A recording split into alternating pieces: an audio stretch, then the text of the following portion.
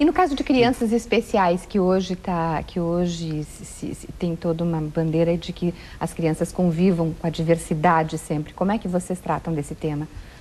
Eu acho que a criança é possível, né, conviver. Acho que é importante que as escolas possam avaliar, porque não adianta tu querer no discurso incluir, se não vai ser para o bem-estar dessa criança.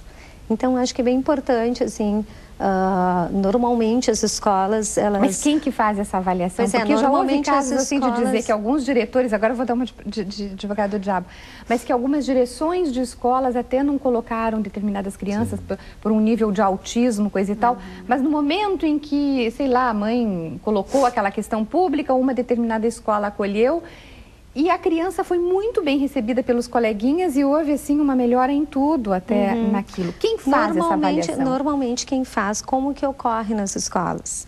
A mãe visita as escolas, né, como qualquer situação. Sempre as mães visitam várias escolas, né, em função de que tem várias opções.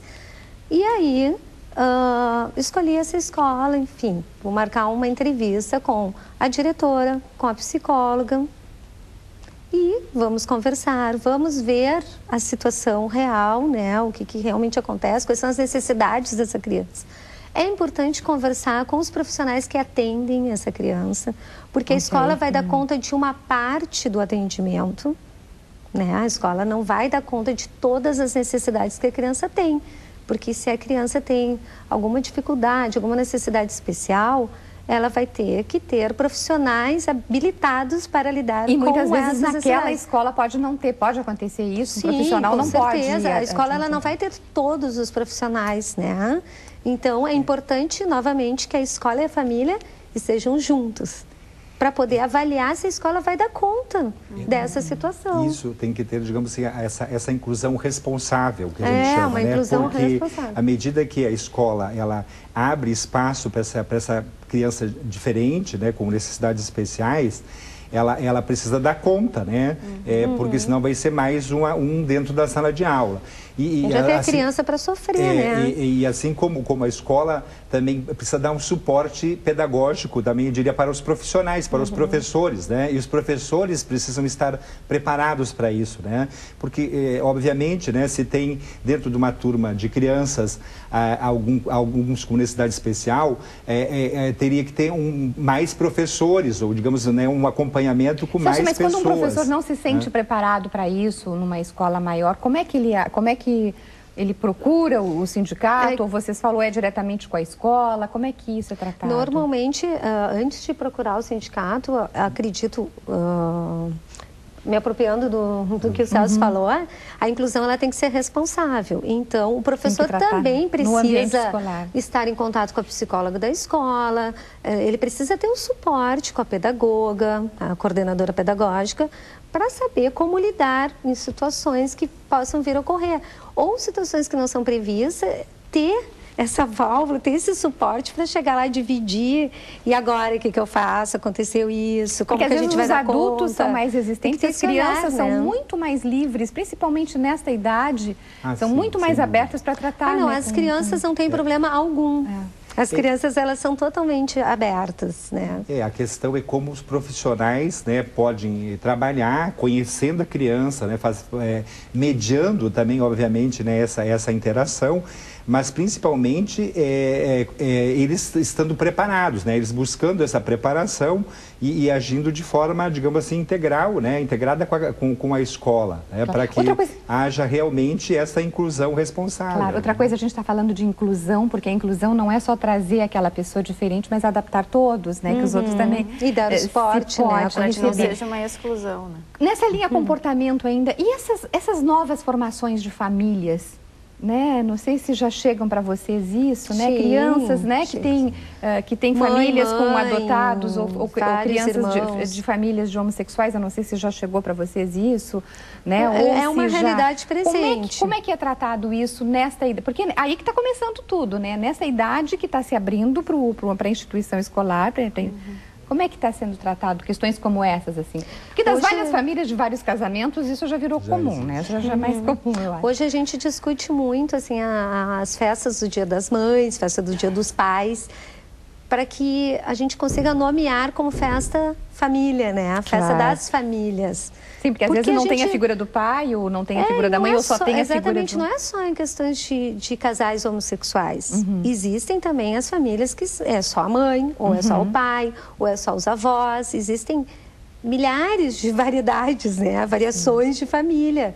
E cada vez realmente está mais comum. Então, o olhar que as escolas buscam é um olhar muito mais família como relação, as pessoas que são responsáveis pelo cuidado dessa criança, do que propriamente pelo nome, pai, mãe, vovó, né? Porque às vezes é uma avó que é uma figura materna.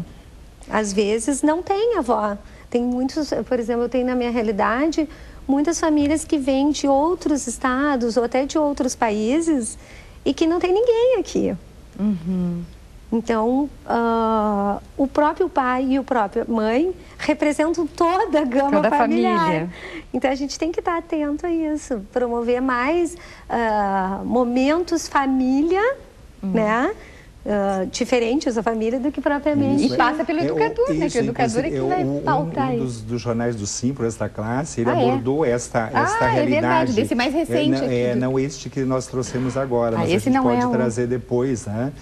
Sobre esse essa questão do novo olhar familiar, né? O Extra Classe. Eu não tinha colado ali, eu juro. Tá? E aí, então, ele traz essa abordagem, né? Até para ver como é que a gente vai lidar com isso, né? Porque a gente precisa também, claro, fazer toda um repensar, né, do trabalho nas escolas com esse novo olhar familiar que se constitui a cada momento que passa, né? Mas isso ainda é problema? Existe aqui, eles estão falando mais da questão do racismo entre os cotistas da Universidade Federal. Mas entre crianças desta idade, não pode, não existe. Olha, ainda um problema? Eu sempre digo assim que, tentando explicar o desenvolvimento para os pais, eles começam se olhando, né? Eu sempre tento mostrar de uma forma concreta. Eles estão ali se olhando. Primeiro é só para a mãe, depois eles começam a se olhar. E quando eles estão chegando nos últimos níveis ali, próximo a ir para a primeira série, a 4, 5, eles começam a se dar conta do mundo à volta. E daí começa a se dar conta que o colega é diferente. E já se dão entre os colegas. Eles começam a perceber que um é mais magro, o outro é mais gordo, um é loiro, o outro é moreno. Enfim, eles começam a se dar conta do diferente. E daí eu acho bem importante, isso é um papel, assim, muito importante na educação infantil, de trabalhar o diferente, trabalhar estas questões mais sociais com as crianças. O respeito ao próximo. Né? Ela está dentro de uma concepção bem de educação ambiental. Como eu digo, educação ambiental não é só separar o lixo. Educação ambiental é tudo. Não é só o planeta. Todas as áreas, né, do conhecimento. É poder olhar para o outro e respeitar o outro nas suas diferenças, né? E é uma fase muito importante da criança e que a gente consegue muitos progressos, porque eles estão abertos, né? Melissa, eu não sei se eu não pronunciei, Melissa Soares, talvez eu tenha, não sei se eu pronunciei certo ou... certo. Pronunciei certo porque me chamaram a atenção 2 vezes, mas eu acho que eu pronunciei Melissa Soares mesmo, mas a figura do nutricionista nestas escolas, porque a Edna falou muito da família, tu até bateu, né, que tem que integrar a família. Porque muitas vezes se quer chamar a atenção da criança de uma alimentação errada, mas a família toda faz a criança comer certo na escola, mas em casa não oferece o biscoitinho, né, o salgadinho, sei lá o quê. Como é que se dá esse trabalho? Como é que tu desenvolve? Como é que tu consegue assim, o tempo para falar com a família? A adesão, né, muitas vezes tem que ser construída aos poucos, né? Então, a gente chama, nesses próprios eventos, né, de família, eu tento estar presente, né, para eles verem, né, a minha presença. A gente tem muita resistência, não? Tem, bastante. A gente manda cardápio para os pais, né, toda semana para eles interagirem, né, com o cardápio. Muitos fazem em casa, tem a referência daquele cardápio, né, para fazer em casa. Eu sempre digo nas reuniões iniciais, né, eu sempre estou presente também, né, explicando para receber os pais.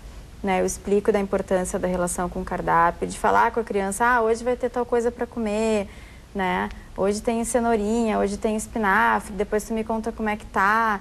Então, de ter esse diálogo com a criança, né? Dos pais estarem curiosos, né, pela alimentação. Porque a criança é mais resistente, por exemplo, aos legumes ou às verduras. Pode ser que venha de uma família assim ou isso não Com certeza, o exemplo é, né, determinante, assim. Eu sempre digo, né, inclusive para as educadoras, para elas pensarem assim, a gente tem uma alimentação perfeita na escola, mas não adianta, né, só isso se em casa a gente não segue, né, os pais não seguem essa alimentação. A referência, por mais que a criança fique integral na escola, a referência deles é em casa. Então a gente vai contribuir um pouquinho, a gente, né, a sementinha aquela coisa de meu ali. filho não come a cenourinha, mas na verdade tu já está determinando quando diz isso. Eu não gosto disso, aí tu dá pro teu filho com uma cara assim, ai, come meu filho. Até a gente sabe que pra a gente dizer que uma criança não come tal alimento, a gente tem que oferecer no mínimo 10 vezes, né, de diferentes formas. Isso que eu entendi. Então, e claro que é difícil, né? Também, cenoura em rodela, cenoura ralada, cenoura em palito, cenoura cozida, cenoura crua, né? Cenoura... Com carinha, sem carinha, na roupa. Mas o mundo, né, de hoje não permite tanto, né, essas possibilidades. Então, na escola a gente tenta, né, suprir essa falta, assim. Acho que o hábito alimentar, né, a questão do hábito alimentar, ele tem que ser repensado na educação infantil e no conjunto, né, das escolas. Inclusive hoje, também, né, nas escolas de ensino fundamental e médio, existe toda uma discussão sobre as cantinas, sobre os espaços, né, que oferecem alimentação, para que não seja, né, só o alimento assim, simplesmente, né, de salgados, etc. Né, frituras, mas tem uma diversidade, né, onde se possa ter realmente uma alimentação mais saudável, né? E eu acho que, claro, isso é um trabalho que tem que ser desenvolvido em conjunto com as famílias, né? Porque as crianças passam, claro, na escola um bom tempo, mas também em casa, né? Se não é reforçado a gente isso, precisa, né? nós precisamos nos encaminhar para o encerramento, mas ficou fundamental que em todas as faixas etárias, mas especialmente nessa faixa da educação infantil, do 0 aos 6 anos, a escola não agiria sem as famílias, seria isso? Não teria um modelo de ação? Não. E uma coisa que eu queria deixar bem importante, assim, para o encerramento, que a gente não abordou, mas que eu acho fundamental para a saúde infantil, é o brincar. Né? Aqui a gente puxou o lúdico, né? Por medo... Acho que as crianças precisam brincar mais. Às vezes os pais se preocupam muito em colocar as crianças em muitas atividades e as crianças precisam brincar porque eles estão brincando, mas estão aprendendo. Eles estão experimentando a vida adulta, eles estão entendendo esse mundo todo que está aí através da brincadeira. Então, acho que os pais precisam dar mais espaço e saber que tem tempo para línguas, tem tempo para muita coisa. Isso tem que vir assim, agregar, mas o fundamental é o brincar, se relacionar com os colegas. Aproveitar esse tempo que passa correndo. Aproveitar, não vamos acelerar. Eu vejo que hoje em dia os pais estão muito acelerados. Diz que, Celso, claro, 10 segundos. A partir da brincadeira, né, eles vão desenvolvendo os desejos, as fantasias, a observação, né, e claro, o aprendizado, essa identidade que eles vão construindo, né? Então esse processo, né, é que enriquece e faz eles serem... Ou brincar pelo brincar isso, também. Tá bem. Celso, Edna, Melissa, muito obrigada pela presença de vocês. Obrigada a você pela sua companhia. Uma boa semana e até a próxima edição.